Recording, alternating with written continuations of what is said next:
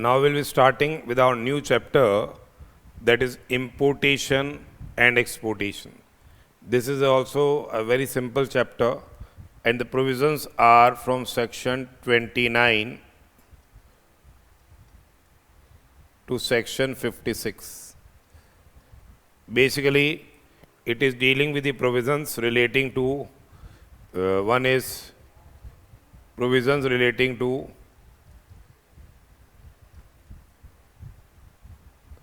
vessels or aircraft,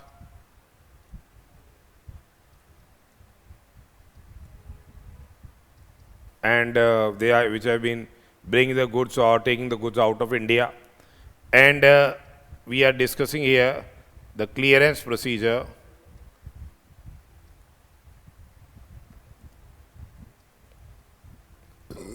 for imported or say exported goods. So let us now start the same here. So before this, we go for the flow pattern of import. So what is the flow pattern of import? So first of all, say the exporter is there in US. Say exporter is in US. He exports the goods, he ships the goods.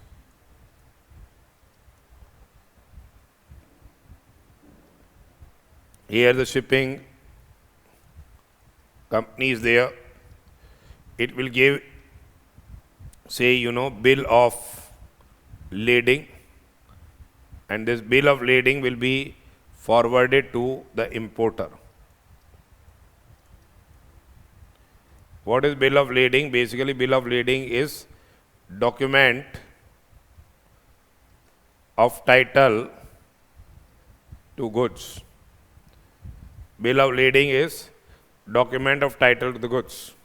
So first of all, what happens is the vessel or aircraft arrives at the Indian customs station, and then they file their import manifest or import report. The same is delivered by the person in charge or the steamer agents, or say steamer agents. It is to be delivered electronically to the proper officer. Then this import manifest is in case of, say, vessel or aircraft, and import report is in case of, say, vehicle. This is to be presented prior to the arrival of vessel or aircraft or within 12 hours of the arrival of the vehicle. Then the same will be checked and the vessel will be granted entry inwards. Entry inwards is granted by the proper officer to the person in charge. What basically entry inwards is? Entry inwards is permission for unloading of the goods. Entry inwards is permission for unloading of the goods. Now here, the goods will be unloaded. The goods will be unloaded at the customs port. The goods will be unloaded at the customs port under the supervision of the proper officer at approved places only and during working hours, okay, on working days. Otherwise, a special permission will be required. Then the goods will be unloaded, will be under the custody of the custodians of the cargo or the port trust authorities. Now here, the importer goes to this shipper, basically, or the steamer agents, and he obtains a delivery order. He obtains delivery order. Then he has to prepare electronically, the importer prepares electronically a bill of entry.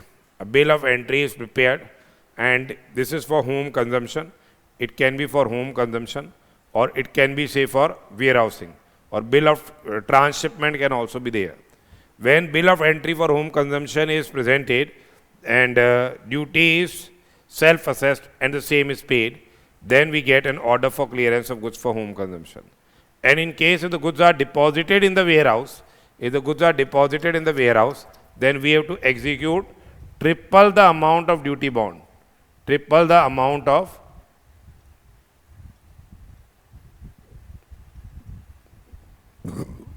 duty bond is executed. And then we get, this is basically into bond bill of entry, and on execution of triple the amount of duty, we get what? Order for deposit of the goods in warehouse. Then subsequently, we will file ex bond clearance bill of entry for home consumption. We will find what? Ex bond clearance bill of entry for home consumption, and then we get what? The order for clearance of goods for, say, home consumption. Then we get the order for clearance of goods for, say, home consumption. So that is what the flow pattern of import. Now we come towards section 29. Section 29 is arrival of vessels or aircraft in India. So we have to have a control over the vessel or aircraft which is arriving from any place outside India to, say, a custom station of in India. So basically, that what section 29 provides is that, the vessel or aircraft which is entering from any place outside India for the first time, and subsequently when it is, say, carrying passengers or cargo, it will be landing at a place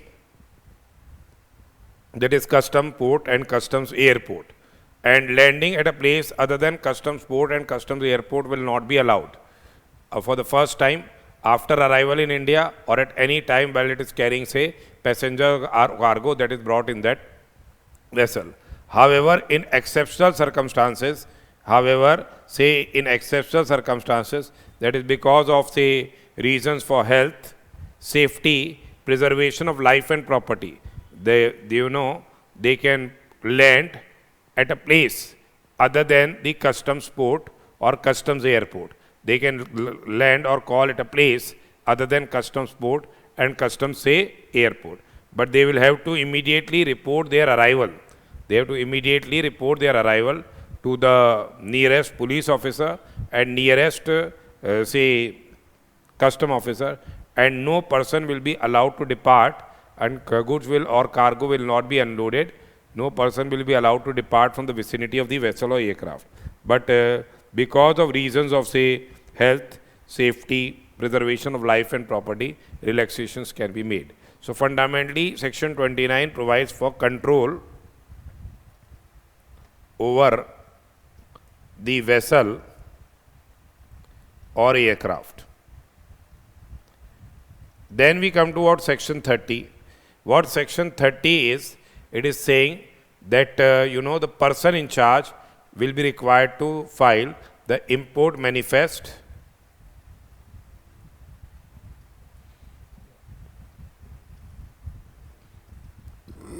or arrival manifest.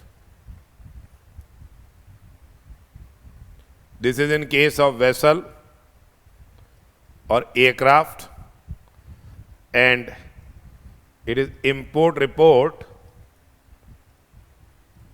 in case of vehicle.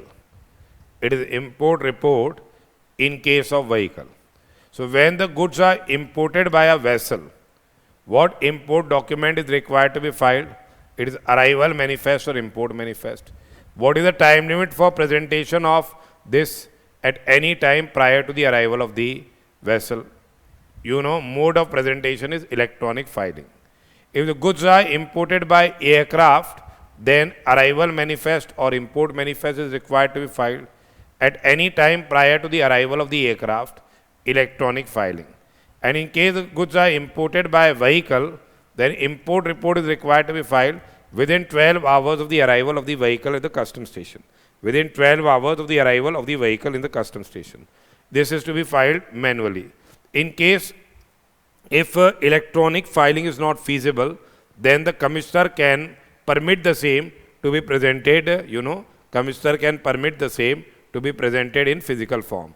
And in case if you do not comply with the provisions, if the person in charge or the steamer agent, basically who is required to file? It is the person in charge or their steamer agents.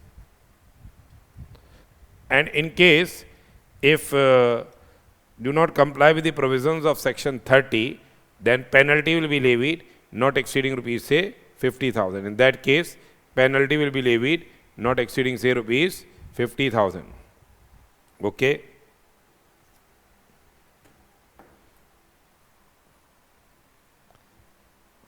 Now let us come to what section 30A.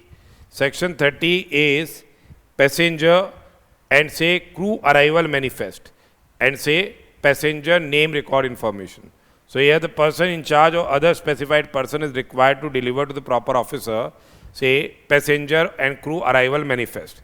Passenger or say and crew arrival manifest before the arrival in case of say aircraft or vessel and say upon the arrival in case of vehicle and the passenger name record information.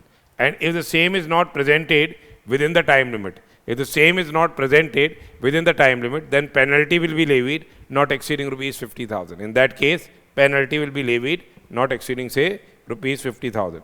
So fundamentally what passenger name record information is, it means the records which are prepared by the operator of aircraft or vessel or vehicle or their authorized agent for each journey booked by or on behalf of the passenger. For each journey booked by or on behalf of the passenger. Then we come to what section 31. Section 31 provides for what? Imported goods not to be unloaded from vessel until entry inwards granted. Section 31 provides for what? That imported goods, the same will not be unloaded from vessel until say entry inwards granted. So first of all, vessel will be granted entry inwards, then only the goods will be unloaded, and here the provisions will not be applicable for mail bags,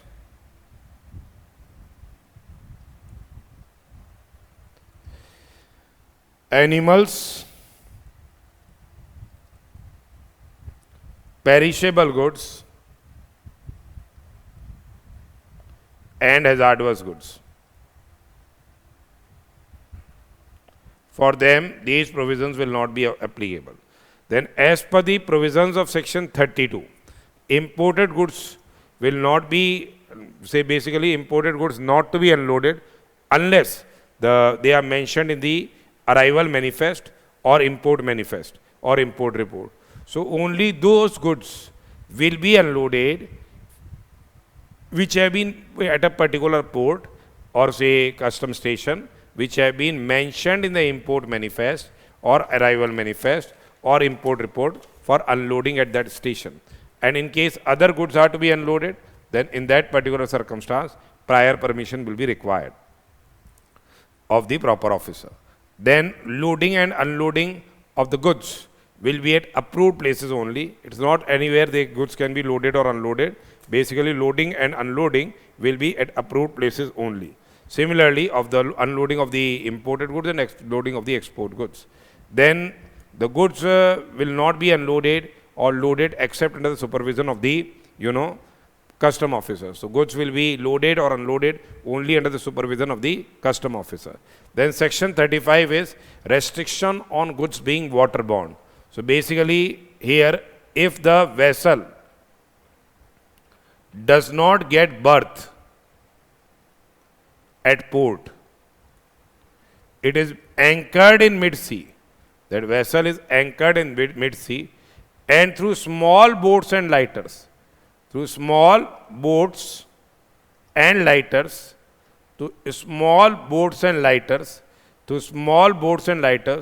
goods are taken from the mother vessel to the port or brought from export goods are taken from port to the mother vessel. Now we have to have a control over these small boats and lighters. For that we are having boat note regulations.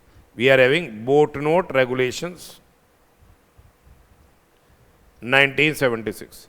So basically, if the vessel does not get berth at the port, then it is anchored in the mid-sea and the goods are brought from vessel to such port or taken from port to such vessel through small boats and lighters. For this, boat note regulations have been framed, and basically export cargo, in case it is accompanied by shipping bill, then boat note is not so required. Then section 36 is what? Restriction on loading and unloading of goods on holidays, public holidays and some days. This is public holidays and Sundays. Then we are having section 37, proper officer has power to board conveyance. Section 37 is stating what? The proper officer has power to board conveyance and he may remain on conveyance for such period as he may think fit. And 38 is stating that proper officer has power. 37 is proper officer has power to board conveyance, and 38 is proper officer has power to require production of documents and ask questions from the person in charge of the conveyance. Now say we are discussing now the clearance procedure in case of imported goods. It is clearance procedure in case of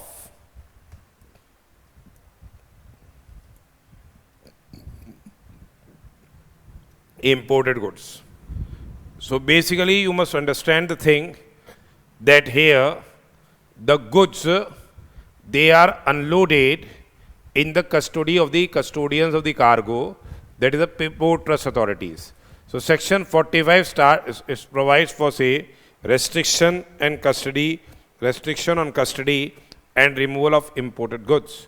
So here the imported goods shall remain in the custody of the custodians of cargo, which has been approved by the principal commissioner or commissioner of customs, until the goods are say cleared for home consumption, or they are warehoused, or they are say transshipped. So they may remain in the custody of the port trust authority, but control will be of say the proper officer.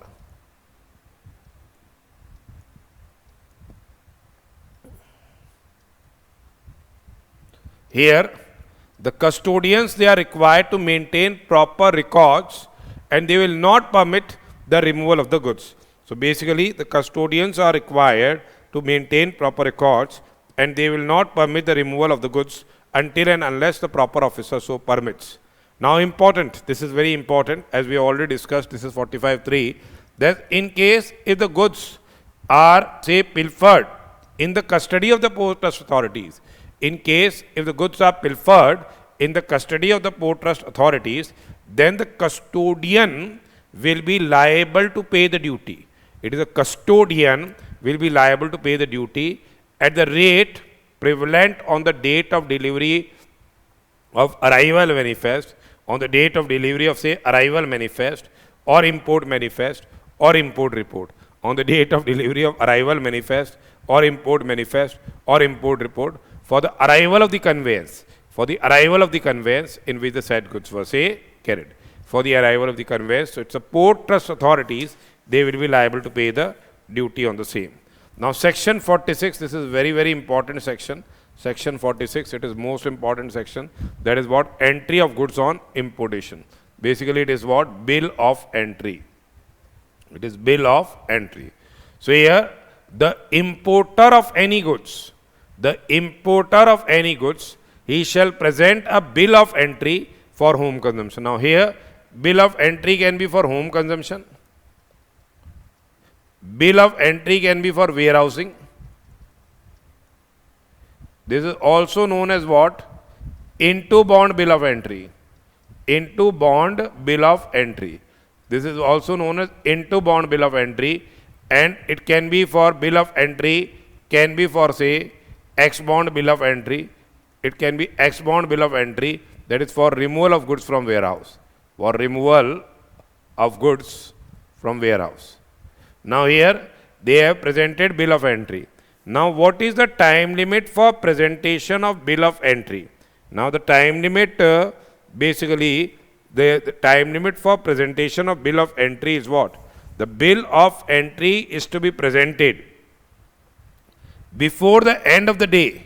It is to be presented before the end of the day, including holidays, preceding the day on which the arrival of the conveyance carrying the said goods. Basically, when the conveyance carrying the said goods arrives. So if the conveyance is arriving say on 30th of May, then bill of entry is to be presented up to 29th of the May.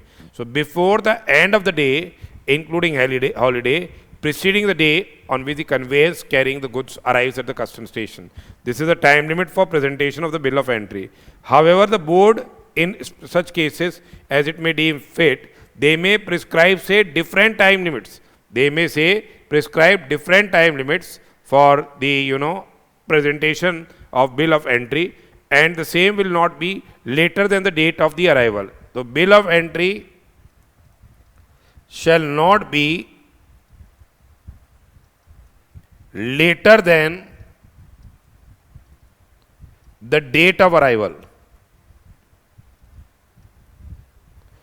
and it can be presented in advance also.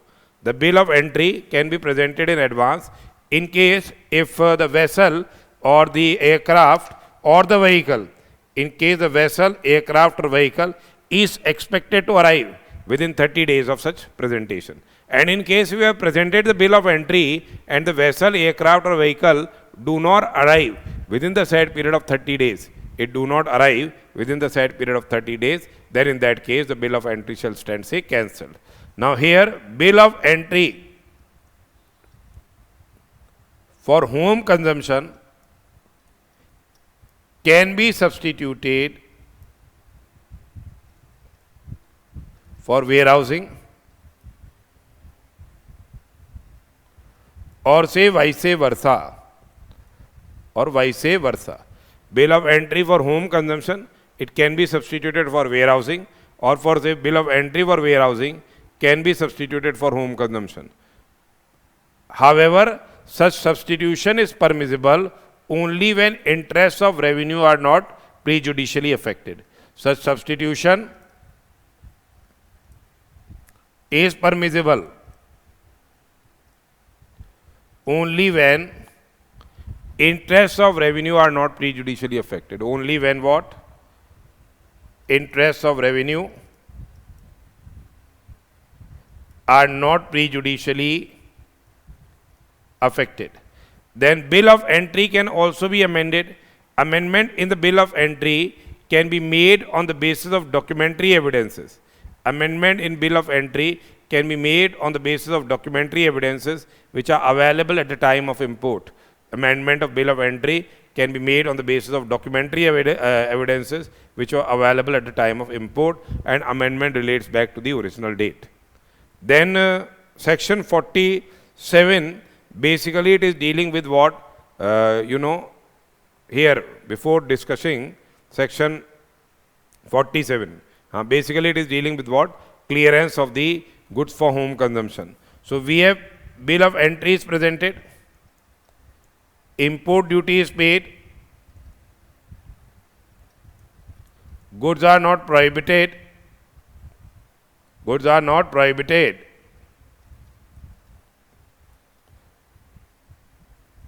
then the proper officer will give order for clearance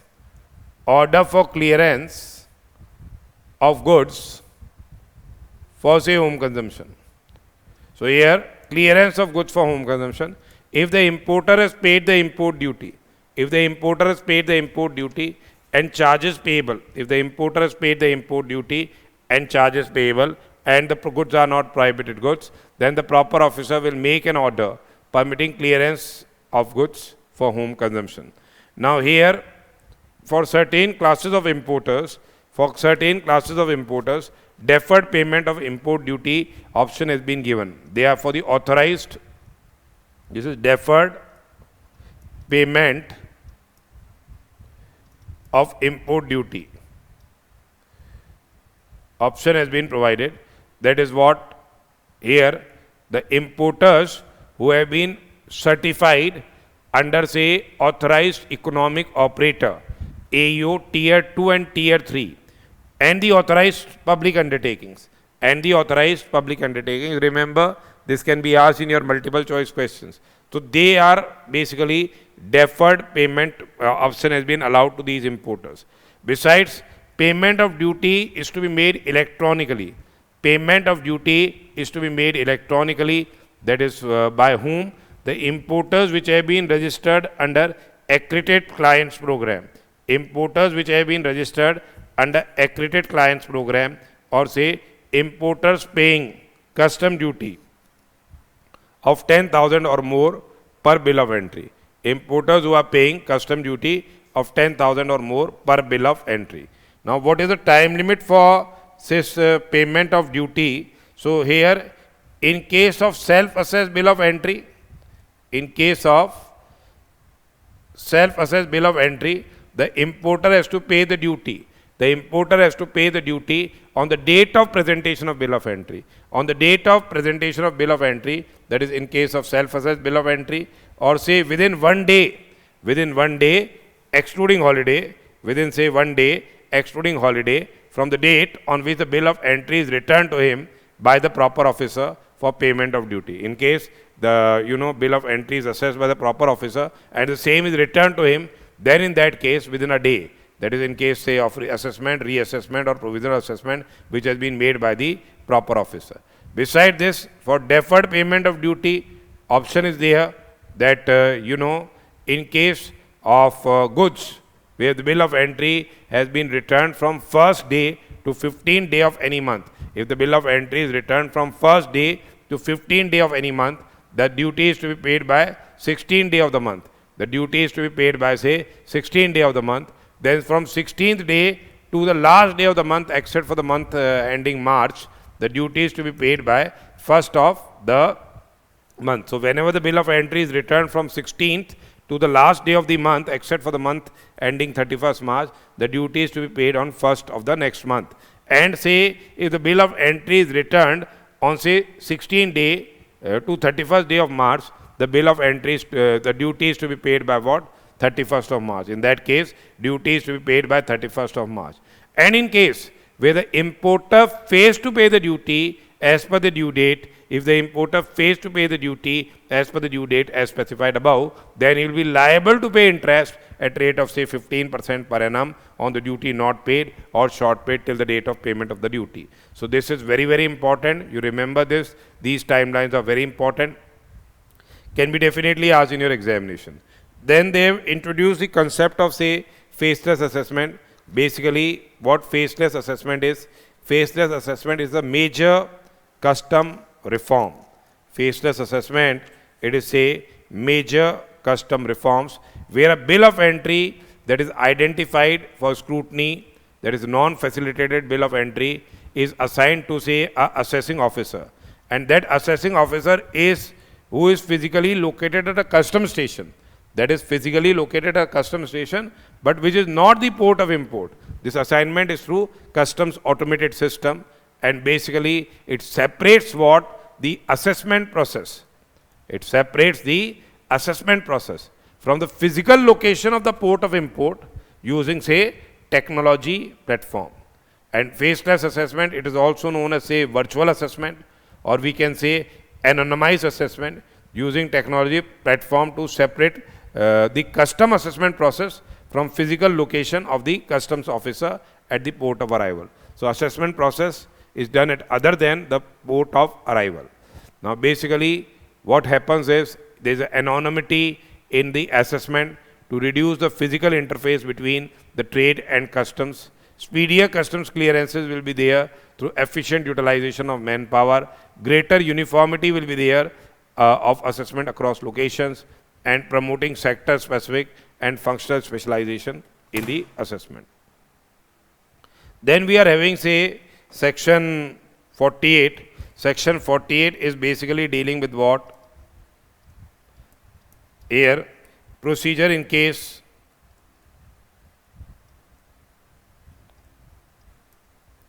the goods are say not cleared or say warehoused or transshipped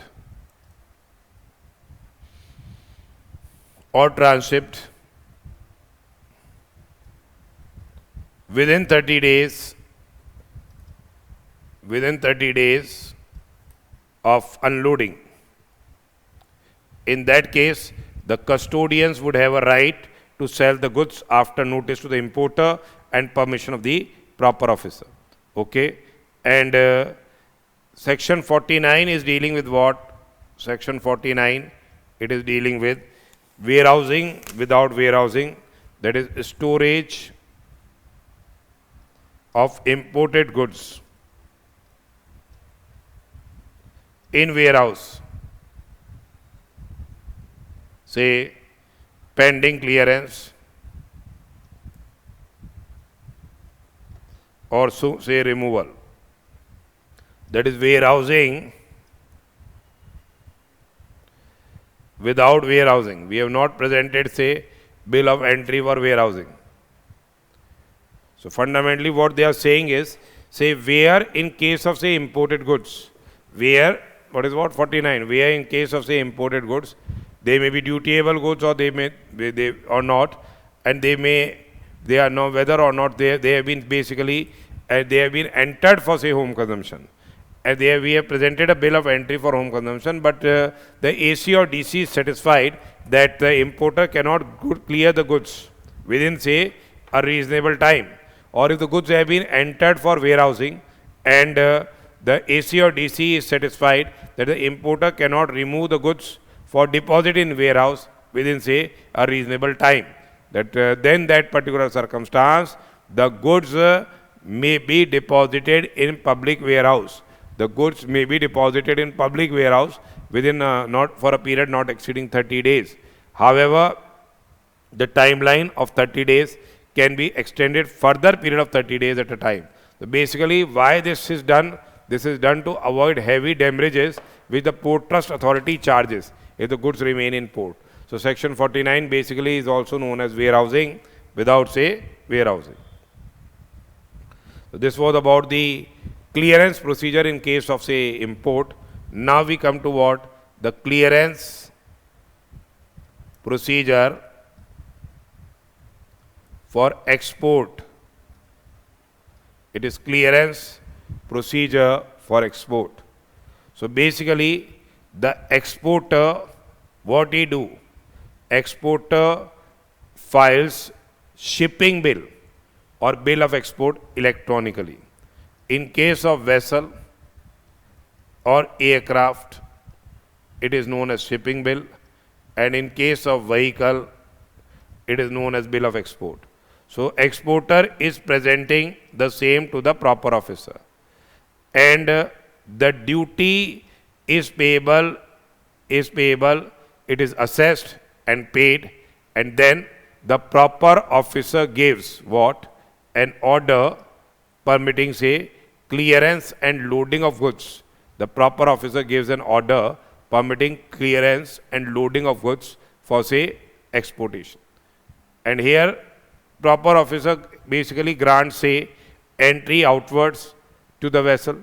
Proper officer grants what? Entry outwards to the vessel. Basically, entry outwards is, say, permission for loading of goods. In case the proper officer is satisfied that the goods are entered for export are not prohibited goods and export duty has been paid, here the proper officer gives an order permitting, say, clearance and loading of goods for, say, exportation. Then the goods are basically loaded in the conveyance for export with the permission of the proper officer. Now what is done by the person in charge? Basically, person in charge on handling over of the shipping bill or bill of export passed by the proper officer, the person in charge of the conveyance. Basically, the goods are loaded with the, in the conveyance with the permission of the proper officer. Besides this, the proper person in charge of the conveyance, they delivers the export manifest and export report. They delivers the export manifest and export report to the proper officer, and then the conveyance will be given a written order to depart from the customs station.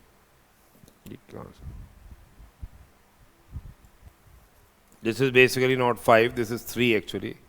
So when he is delivering this to the proper officer, then proper officer grants a written order under section 46 to depart from the, to leave from the customs station. So fundamentally, this is basically the flow pattern. First of all, the vessel is granted, say, entry outwards. Entry outward is basically permission for unloading of goods. Here the exporter presents the shipping bill that is assessed by the department, and then the proper officer gives an order permitting clearance and loading of goods for, say, exportation. That bill will be presented by the exporter to the person in charge who will load the goods under the supervision of the custom officer, and then they will prepare their export manifest or, say, export report, and the same will be handed over to the proper officer, and subsequently the proper officer will give an order permitting clearance of the conveyance, written order to depart from, say, India. So basically what section 41 is, it is delivery of the, departure manifest, or say export manifest or export report, that is the person in charge of the conveyance or the specified person, they will say before the departure of the conveyance, they will deliver to the proper officer, in case of vessel or aircraft, a departure manifest. In case of vessel or aircraft, a departure manifest or export manifest, and in case of vehicle, an export report. And in case if electronic filing is not feasible, then, penalty will be levied not exceeding rupees, say, it can be presented, say, in physical form, and in case if you have violated the provisions of section 41, then penalty can be levied not exceeding rupees, say, 50,000. Before that, section 39 is there. Section 39 is stating export goods not to be loaded. Export goods not to be loaded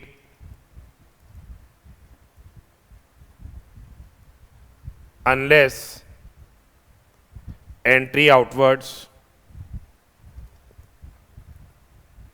granted. Unless entry outwards granted to the vessel. And section 40 is stating what? Export goods not to be loaded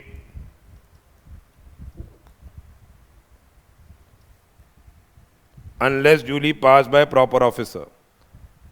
Unless duly passed by proper officer. Then section 41A is passenger and crew departure manifest, and say passenger name record information, same as of 31A. Here the person in charge or other notified person, they will deliver to the proper officer passenger crew departure manifest and passenger name record information, and in case if the same is not presented, then penalty can be levied not exceeding, say, 50,000 rupees. Then section 42 is dealing with what? That no conveyance to leave without written order. That is what? The proper officer shall not allow the conveyance to depart from India until a written order has been given, and the written order will not be given until and unless the person in charge has answered the questions. The person in charge, they have answered the questions which has been put to him under section 38. They have complied with the provisions of section 41, that is export manifest. The shipping bill or bill of export or bill of transshipment, whatever the proper officer is demanding, has been presented to him. Whatever duties are consumed on the stores and charges and penalties that same have been paid, and no penalties leviable for non-accounting of goods. And in case the same is levied, then the same has been paid. Or in case of any goods have been loaded in the conveyance in contravention of the provisions, then they must either be unloaded, or the person in charge gives an undertaking secured by such guarantee or deposit of such amount for bringing back the goods to India. So basically, the person in charge has answered the questions put to him under 38.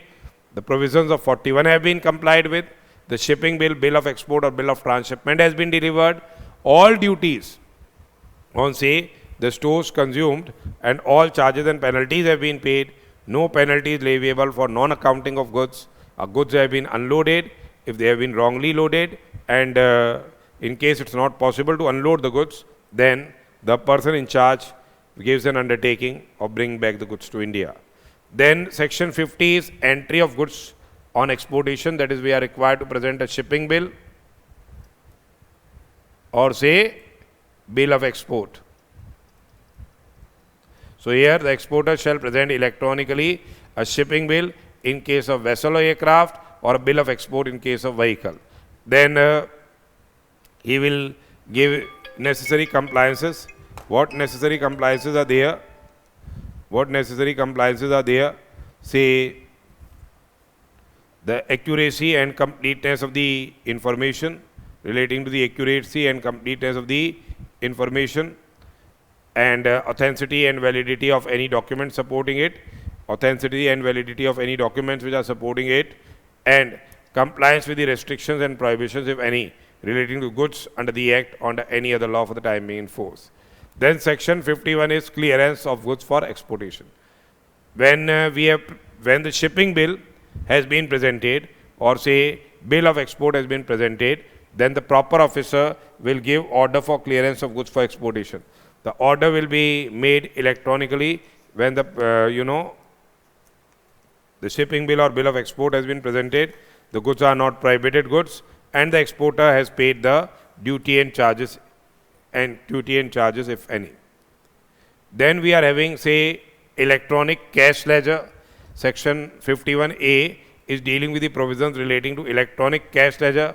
Whatever deposits are made towards, say, duty, interest, penalty, fees, or any other amount payable under the provisions of the Act or the Customs Tariff Act, the same is to be credited via in the electronic cash ledger. And the amount will be utilized for making the payment of duty, interest, penalty, fees, or any other sum payable under the provisions of the Act or the Tariff Act.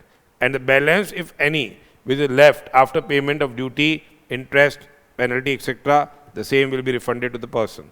Then we are having, say, remission of duties and taxes on export product scheme. RODTEP scheme is there, which we will be discussing in the foreign trade policy. So here, duty credit scrips will be issued. Basically, it is a duty credit scrip. So depending upon the exports, you will be allowed a duty credit. For that purpose, Section 51B is there, that is ledger of duty credit, that is central government may by notification specify the manner in which it shall issue duty credit in lieu of remission of duties and taxes chargeable on, say, any imported material used in manufacture of goods for carrying out operations on such goods that are exported. So duty credit scrip is given, that is credited, whatever credit balance is there, the same is credited in your electronic credit ledger, and when it is utilized for payment of duty, then the said credit ledger is, say, debited. And here the duty credit ledger, the same will be maintained in the customs automated system, and here utilization will be, it may be used by the person to whom the duty credit has been issued or by the person to whom it has been transferred for making the payment of the custom duty. That is 51B, that is dealing with the provisions relating to what? Duty credit ledger. Then we are having the last topic, that is transit and transshipment. Section 53 and Section 54, that is dealing with transit and transshipment. So in case of transit of goods, say goods have been brought from London. First of all, it will come to, say, Mumbai port, then, say, Kandla, then Chennai, then, say, Vizag, then Kolkata, and then Singapore. So this is a case of transit. So in transit, conveyance remains same. Whereas in case of transshipment, conveyance changes. That is, goods are unloaded from one conveyance and loaded in another conveyance. So that is basic fundamental difference. Section 53 deals with what? The provisions relating to transit of goods. Section 54 deals with the provisions relating to transshipment of goods. So in case of transit of goods, the conveyance remains same. In case of transshipment, the goods are unloaded from one conveyance and loaded in another conveyance. So in case of transit of goods, the same is mentioned in the import manifest or arrival manifest as same bottom or retention cargo. The same is mentioned in the import manifest or arrival manifest as same bottom or retention cargo. Thus there is, say, continuity of records, and there is no chance of what? To lose the control over the goods. In case of transshipment of goods, there is no as such continuity of records. A separate bill of transshipment is to be presented.